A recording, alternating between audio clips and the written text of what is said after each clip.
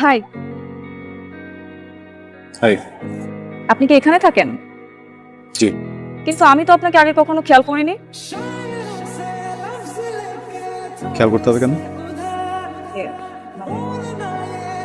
Wow, আপনি ফুল পছন্দ করেন? গাছ পছন্দ করি, সব ধরনের গাছ। আমিও। তাই পছন্দের জিনিসের যত্ন নিতে হয়, জানো তো। গাছে পানি দাও। পানি?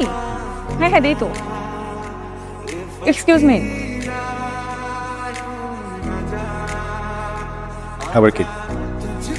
আপনার নাম্বারটা কি পেতে পারি? ইয়ে, মানে যদি আবার কখনো বিপদে পড়ি এই জন্য। বলুন। 9 9 9 9 9 999। বিপদে পড়লে আমাকে না, 999 ফোন দেবা। আচ্ছা, আপনি আমার সাথে এমন কেন করছেন? আমরা কি ফ্রেন্ড হতে পারি না? কিসে পড়ে? ইন্টারমিডিয়েট। দিচ্ছি।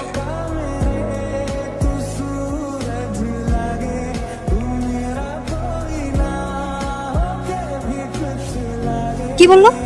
দোস্ত আমাকে পিচ্ছি বলছে। পিচ্ছি? হ্যাঁ, আমরা তো পিচ্ছি না ওনার কাছে, চিনিয়র্স। চুপ, বাদ দে এখন, বাদ দে। শুন, ওর নাম্বারটা যে কোনো ভাবে জোগাড় করবে। আমাকে পিচ্ছি বলা না। ওকে, ব্যাপার না। তোকে এটা করতেই হবে। হ্যালো। হ্যালো, কে? যাকে 999 কল দিতে বলেছেন। তুমি আমার নাম্বার পাইছো কিভাবে? নাম্বার জোগাড় করাটা কি কঠিন কিছু?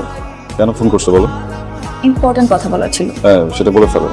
আপনি যেহেতু আমার সাথে বন্ধুত্ব করতে চাচ্ছেন না, তাই আমার মনে হচ্ছে আপনি আপনার সেম এজ ছাড়া কাউকে বন্ধু ভাবতে পারেন না।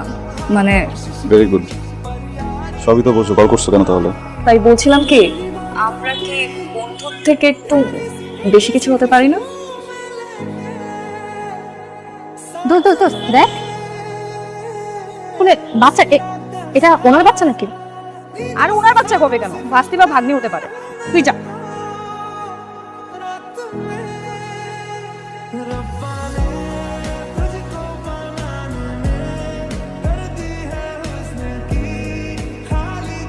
বেশি খেলে হজমের সমস্যা হয় না?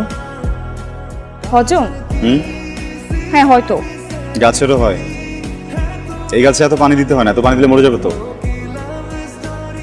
আসলে গাছ অনেক বেশি ভালোবাসে তো, এই জন্য। মা যেমন জোর করে ভালোবেসে খাওয়ায়, আমি ওদেরকে জোর করে ভালোবেসে খাওয়াই। এই, তুমি কে? আমি রিয়া। তুমি কে? আমি রাই। রাই। বাহ, বেশ সুন্দর মিল তো আমাদের। হ্যাঁ। সো তুমি এত রেডি হয়ে কোথায় যাচ্ছ? কই, কোথাও তো যাচ্ছি না, নানু বাড়ির থেকে এবার বাসায় ফিরবো। আর আমার স্কুল ছুটি হলে আমি নানু বাড়ি ঘুরছি।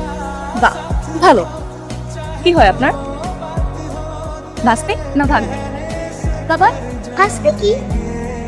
ধাতি জি। বাবা? আমার মেয়ে। চলো মা।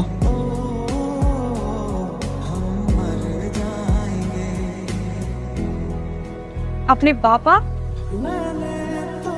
দাদা?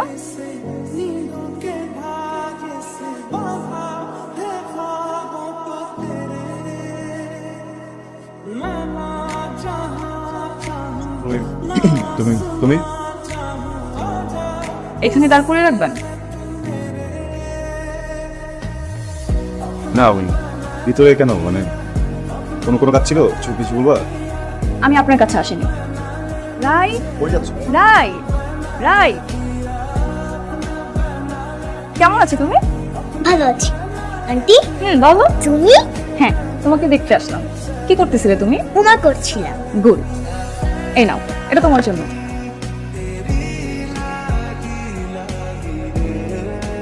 আপনি না হলে আমার বন্ধু হবেন না, ওকে আমার বন্ধু হতে দিবেন না। মামুনি, এটা তুমি নাও। এটা তোমার জন্য, তুমি নিবা না? আমি তোমার জন্য এটা এনেছি। তুমি আমার বন্ধু হবে? হ্যাঁ, যদি তুমি এই গিফটটা নাও।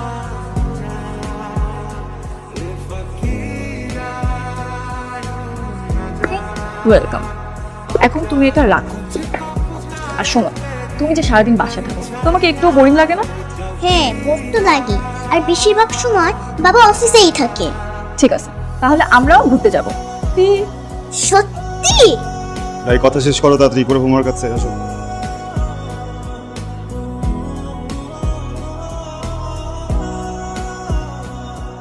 তুমি একটা ইররেসপন্সিবল মেয়ে। আমি ভাবছিলাম রাইকে তুমি ভালো রাখবা, পুরোটা আসলে আমার দোষ ছিল। যাও বেরো, বেরো এখান থেকে যাও। তোমাদের কাউকে যেন রায়ের আশেপাশে আর কখনো না দেখি। আউট আউট, বেরো বেরো বেরো, যাও এখান থেকে যাও।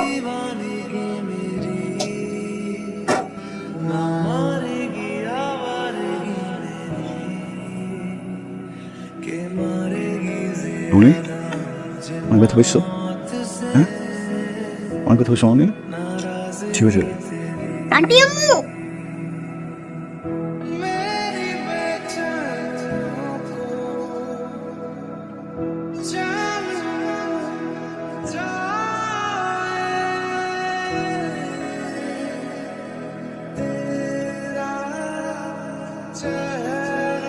কেমন আছো তুমি?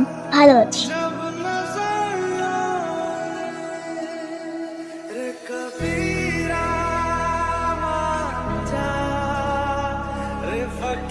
সরি।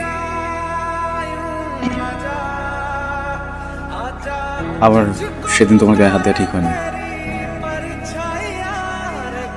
আসলে রাই ছাড়া আমার আর কেউ নাই। আমার জীবনের সব থেকে সেন্সিটিভ পার্ট বলতে পারো। এর আগেও একটা অ্যাক্সিডেন্টে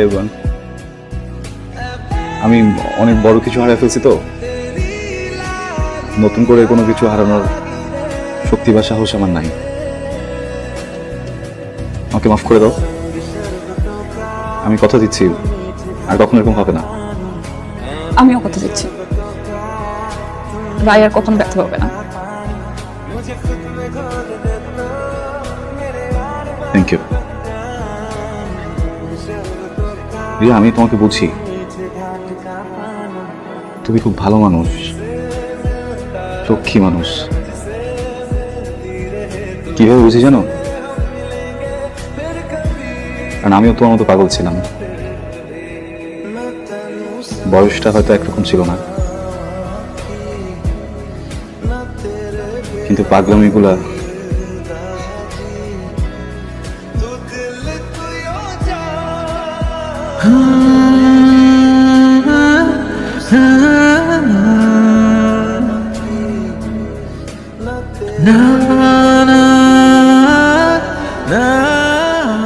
প্রথম দেখাতেই আমার মন হরণ করে নেয় সে, যাকে বলে লাভ এট ফার্স্ট সাইট। ছোট্ট একটি দুর্ঘটনায় হাতের চিকিৎসা নিতে গিয়েছিলাম, কিন্তু পেয়ে গেলাম মনের চিকিৎসক। ভালোবেসে ফেললাম ওকে। এটাকেই ভালোবাসা বলে। কারণ আর কোনোদিন কাউকে এতটা ভালো লাগেনি, মনের মধ্যে কারোর জন্য এমন হাহাকারও লাগেনি। তাকে এত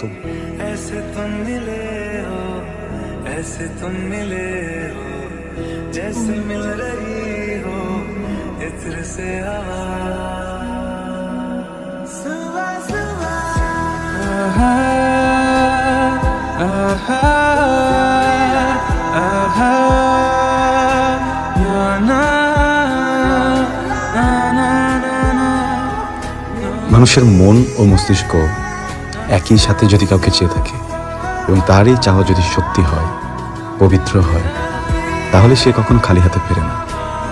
আমিও ফিরিনি। সায়রাও আমাকে ভালোবেসে ফেলল, কিন্তু তার ফ্যামিলি চাইতো সে যেন একজন ডাক্তার ছেলেকে বিয়ে করে। আমার মতো আইটি ফার্মে জব করা কোনো সাধারণ কাউকে না। কিন্তু সায়রা তার সিদ্ধান্তে অটল ছিল। ভালোবাসার মানুষকে সে হারাতে দিবে না। দেয়নিও সে। এক সন্ধ্যায় খুব সাধারণভাবে বেলি ফুলের মালায় আমরা দুজনকে বরণ করে নিলাম। এই অনুভূতি আমি পৃথিবীর কোনো শব্দ দিয়ে ব্যাখ্যা করতে, এই যেন এক অনির্বচনীয় সুখানুভূতি। আমাদের সুখের রাজ্যে চাঁদের আগমন ঘটল। রাইয়ের জন্মের পরে আমরা যেন আরো পরিপূর্ণ। আমরা যেন অবিচ্ছিন্ন তিনটি আত্মা। হাসি ঠাট্টা আনন্দে আমাদের দিন কিভাবে চলে যাচ্ছে আমরা তা টেরও পেলাম না। রাই একটু একটু করে বড় হতে লাগলো।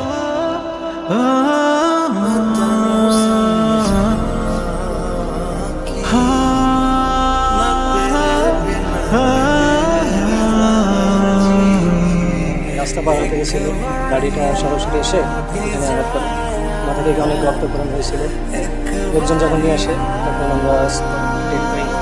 সরি ভাই, আমরা আসলে বাঁচাতে পারি।